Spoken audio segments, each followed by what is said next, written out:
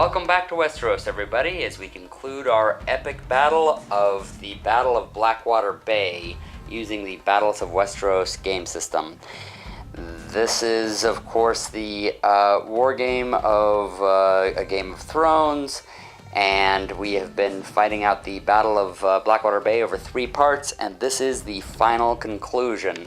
Last we saw, the Lannisters had the 3 Baratheon commanders up against the wall. Well, proverbial wall, because it's the edge of the board, and basically they were ready to finish them off when all of a sudden, reinforcements come in, and these are the reinforcements for this particular battle, including Brienne of Tarth. So that woman's going to be kicking some ass, and looks like she's single-handedly ready to take on the cavalry, who are running into each other anyway.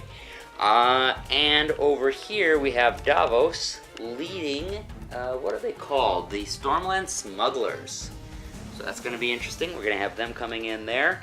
We have some reinforcements of the Lannisters inside of the city.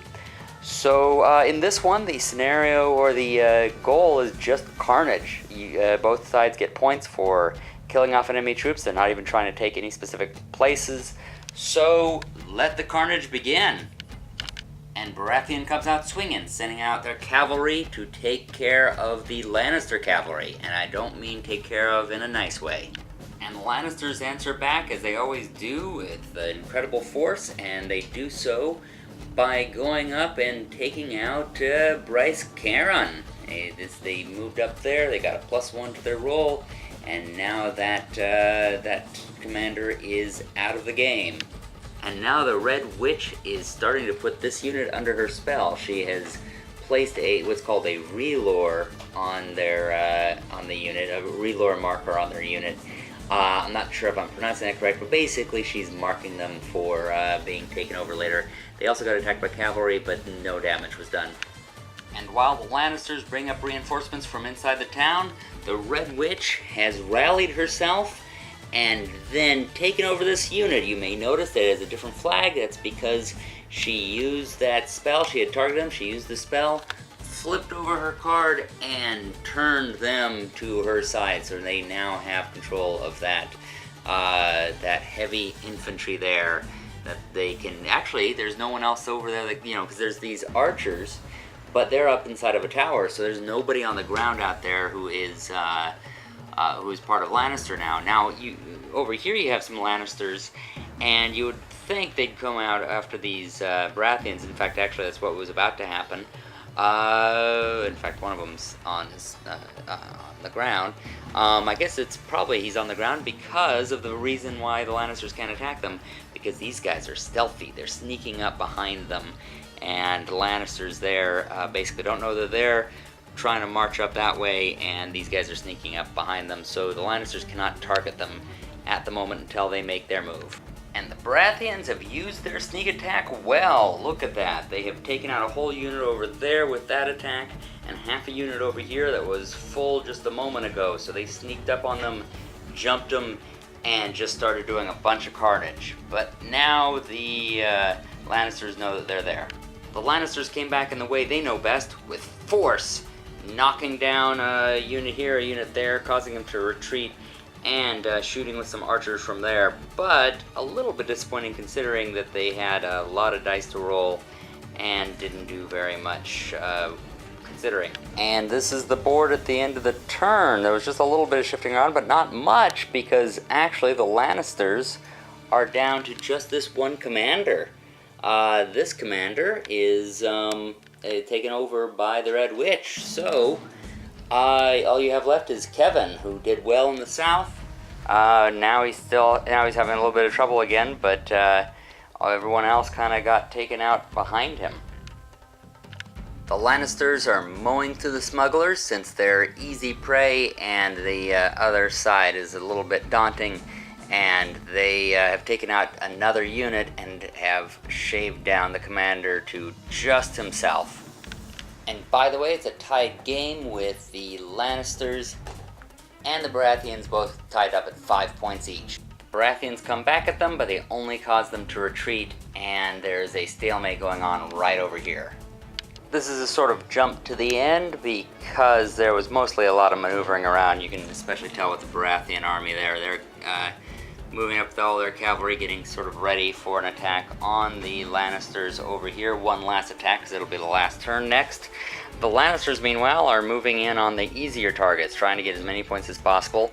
We are tied up on the last turn. That's right. After 3 game sessions and 3 days of this scenario, we are down to the last turn, and the points are still tied up. So whoever gets the most points on this very last turn will win. It's very clear that the Lannisters are going after the Baratheon down here, trying to get, like I said, the easy kills, and Baratheon are lining up for an actual full-on attack. Who will come out victorious? These two sides are beating each other up as quickly as they can. The Lannisters came in and knocked around the Baratheon over here on the side of the map, the edge of the world, if you will, but they just can't finish them off. There's one guy left of each. However, they have rallied, and so they will be coming at them again. Meanwhile, the Baratheons have rushed up to the archers who have been on that quay this entire game and knocked them down. So now they are ahead by 1 point. So it is currently Baratheons up by 1. Will the Lannisters be able to pull this off? And now Lannister comes out ahead as they knock down these smugglers. Somewhere down in there is Han Solo, and Chewie must be all angry. Not that that would actually happen in any movies that I've seen. On an unrelated note, don't tell me how Force Awakens turns out. Anyway, alright, so now Lannister is ahead by a single point. The Baratheon have to catch up. However, they aren't very close. In fact, it might turn out there's nowhere they can attack. I mean, there's here, which is one space away, but they're in a tower, so they can't be attacked on land. They have to be shot at, and there's no archers around there. These people have already activated. However, they do have a rally, and so there's a possibility they might be able to do a rally or bring these guys up, but that will really be it. And the Lannisters have really shot their wad, so we'll see one last desperate move from Baratheon and see what happens with it. And there they go, House Baratheon pulling it off in the end. They spend a blue chip to move their blue unit, move over here, and they have 3 dice to go, and they get 2 reds, which takes down this unit. In fact, they had to get reds even if fists wouldn't have worked, because that unit has heavy armor. I know Patches can't be too happy about that because I think she was going for the cats. She's saying fixed, rigged. But yeah, they pulled it off. They got there, and they just needed 2, and that was literally it. There was nothing else that they had to activate anybody who could do anything. We were looking all over the board, and there just wasn't anything else. And in fact, there's nothing else that the Lannisters can do, and Patches is really not happy about that. But yeah, she's looking over this board to see is there anything more the Lannisters could do, but they do not have the chips for it, and they can't really use any more cards because their only commander is this guy, and he's activated, and they do not have. Well, actually, it's not that he's activated; it's that he's used up his command points, and he can't do anything more once those command points are used up. So, sorry, Patches, that's going to be it for the Lannisters. But let's get you off of here so we can take a look at this board one last time. And actually, we'll just take a quick zoom through here.